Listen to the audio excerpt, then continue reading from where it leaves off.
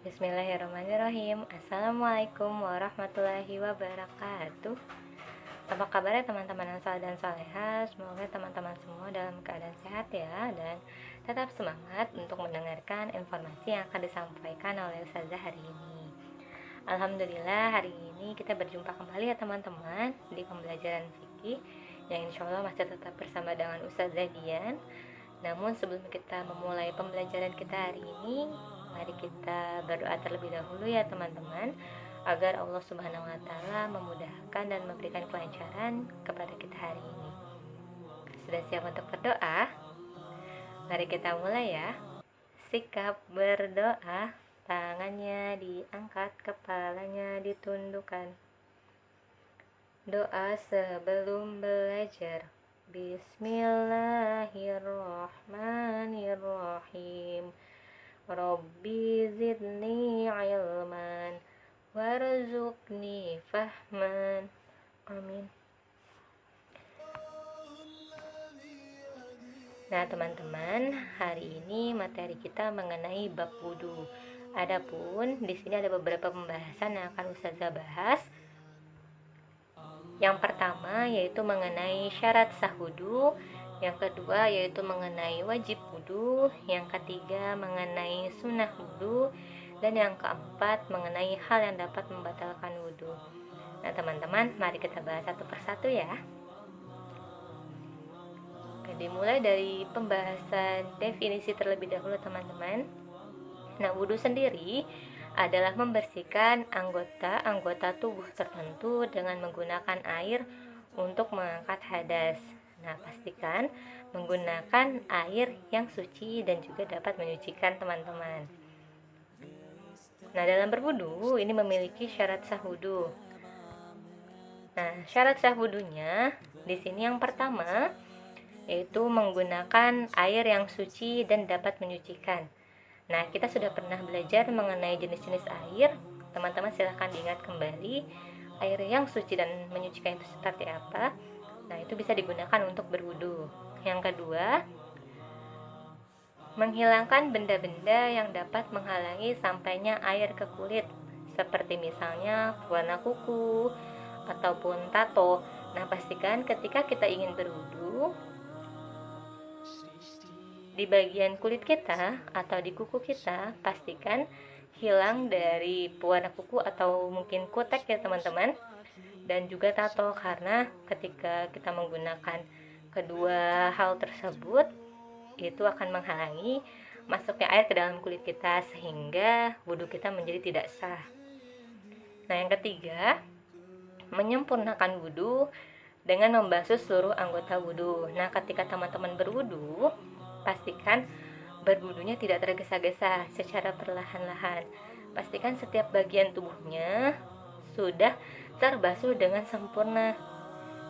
Nah, pastikan dilihat kembali apakah sudah terbasuh atau belum. Jika memang belum, silakan dibasuh secara perlahan dengan sempurna. Nah, tadi terkait dengan syarat sah wudu, yang selanjutnya adalah wajib wudu. Nah, yang pertama, di dalam wajib wudu adalah membaca niat wudu. Nah, pastikan ketika teman-teman akan berwudu, pastikan ketika berwudu, teman-teman berniat dan niatnya cukup di dalam hati saja. Yang kedua, yaitu membasuh wajah. Nah, batasan wajah adalah pangkal rambut sampai bawah dagu dan kedua telinga dari kedua sisi. Nah, teman-teman, pastikan ketika membasuh wajah, bagian batasan rambut teman-teman sampai dengan bawah dagu itu terbasuh dengan sempurna. Tidak hanya bagian depan saja, pastikan terbasuh dengan sempurna setiap sisinya. Yang ketiga, yaitu membilas kedua tangan sampai siku. Nah, teman-teman, pastikan ketika teman-teman membilas itu sampai dengan batasan siku. Boleh dilebihkan sedikit teman-teman. Yang keempat, yaitu mengusap kepala. Nah, yang kelima, membasuh kedua kaki sampai batas mata kaki. Nah, teman-teman dicek kembali ketika teman-teman ingin membasuh kedua kaki teman-teman, pastikan batasannya adalah mata kaki. Oke, pastikan mata kaki teman-teman itu juga terbasuh. Boleh juga dilebihkan sedikit teman-teman untuk memastikan tidak ada najis yang memang tertinggal di bagian kaki teman-teman. Yang selanjutnya yang keenam yaitu tertib atau secara berurutan. Nah, sesuai dengan tata caranya. Nah, tadi adalah wajib wudhu, sekarang mengenai sunnah wudhu. Yang pertama, sebelum memulai kegiatan berwudhu, sunnahnya adalah membaca basmalah. Karena sesuatu yang diawali dengan bismillah insya Allah akan bernilai pahala. Pastikan ketika kita akan melakukan sesuatu pekerjaan, hal-hal yang positif, hal-hal yang baik diawali dengan bismillah terlebih dahulu ya teman-teman. Yang kedua, mencuci kedua tangan sebelum berwudu. Nah, sunnahnya adalah mencuci kedua tangan dulu sebelum berwudu teman-teman. Yang ketiga yaitu bersiwak. Nah, jika teman-teman memiliki siwak di rumah, silakan bisa digunakan sebelum berwudu. Nah, sunnahnya adalah bersiwak terlebih dahulu. Yang keempat yaitu berkumur-kumur. Yang kelima, menghirup air ke hidung atau istinsyak dan mengeluarkannya atau istinsar sebanyak 3 kali. Yang keenam, membasuh setiap anggota wudhu 3 kali teman-teman, kecuali kepala dan daun telinga cukup diusap 1 kali, itu sunnahnya. Yang ketujuh yaitu tayamun, yaitu mendahulukan bagian kanan dari kiri. Nah, pastikan ketika berwudu yang didahulukan adalah bagian yang sebelah kanan terlebih dahulu ya teman-teman. Yang kedelapan, melebihkan bilasan anggota wudu ketika membasuh kedua tangan dan kaki melebihi batasan seharusnya. Nah, yang tadi saya sampaikan, ketika kita membasuh bagian tangan itu boleh dilebihkan sedikit. Yang seharusnya sampai siku mungkin dilebihkan sedikit agar teman-teman yakin bahwa najisnya sudah hilang atau kotoran-kotoran dari tangan kita sudah hilang. Nah, ketika kita membasuh kaki, itu batasannya mata kaki teman-teman. Namun teman-teman boleh melebihkannya sedikit agar memastikan juga bahwa tidak ada kotoran yang tertinggal di bagian kaki teman-teman. Yang kesembilan, menyela-nyela janggut ketika membasuh muka. Nah, ketika para ikhwan memiliki janggut di bagian wajahnya, di bagian dagunya ada janggutnya, nah pastikan ketika berwudu itu di sela-sela janggutnya pastikan terbasuh juga oleh air. Itu juga sunnahnya. Yang ke-10, menyela-nyela jari tangan dan kaki. Nah, pastikan ketika berwudu jari-jari kita ini kita menyela-nyela jari kita agar memastikan juga kotoran-kotoran ini hilang dari jari-jari kita. Yang ke-11, menggosok anggota wudu.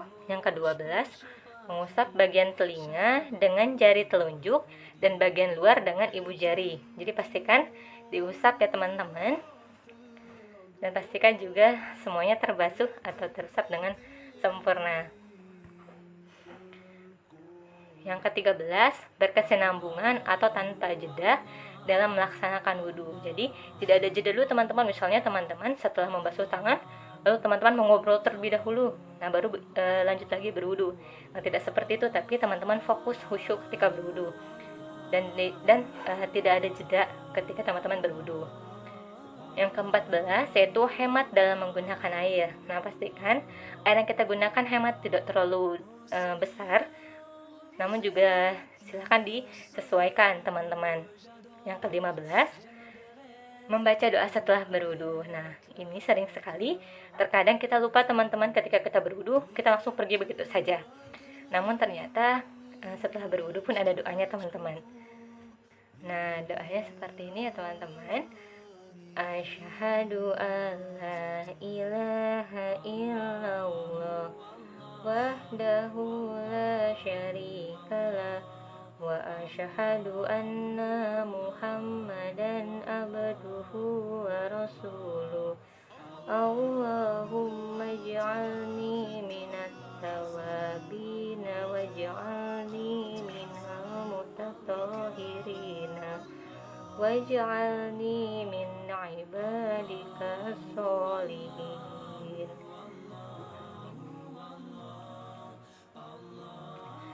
Nah, yang terakhir pembahasan kita yaitu mengenai hal yang dapat membatalkan wudhu.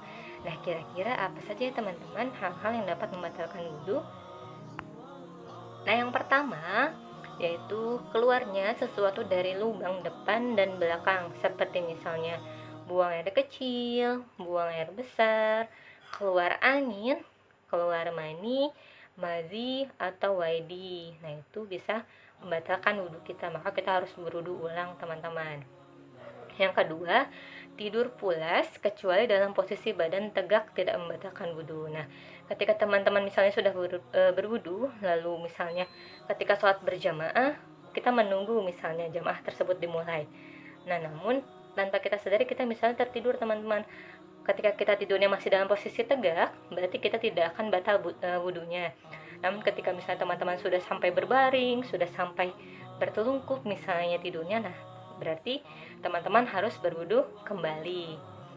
Yang ketiga, hilang akal seperti gila, mabuk, dan juga pingsan. Yang kelima, memakan daging unta. Nah, di sini Nabi SAW ditanya, apakah kita harus berwudu karena makan daging unta? Ya, jawab Rasulullah SAW di dalam hadis riwayat Muslim. Nah, pastikan ketika nanti teman-teman memakan daging unta, namun teman-teman sudah berwudu, posisinya teman-teman sudah berwudu, dan teman-teman memakan daging unta, maka teman-teman harus berwudu kembali.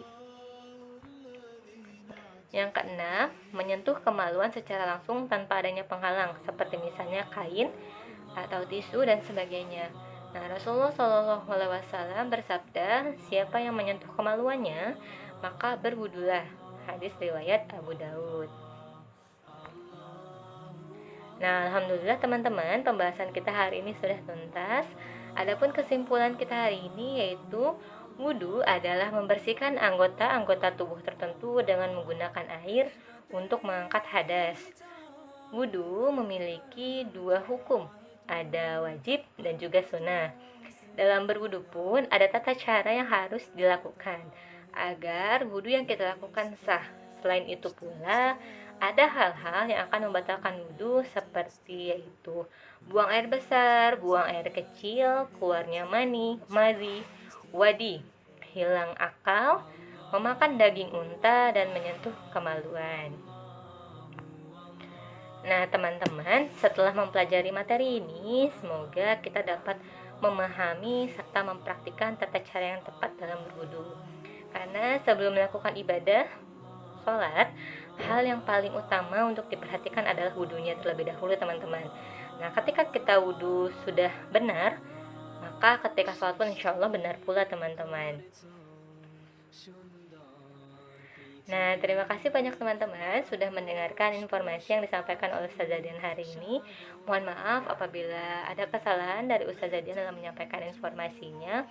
Semoga ilmu yang kita dapatkan hari ini dapat bermanfaat untuk kehidupan teman-teman sehari-hari ya. Sebelum kita mengakhiri kegiatan kita hari ini, kita berdoa terlebih dahulu ya teman-teman, dengan membaca hamdalah. Kita bersyukur kepada Allah atas ilmu yang sudah diberikan.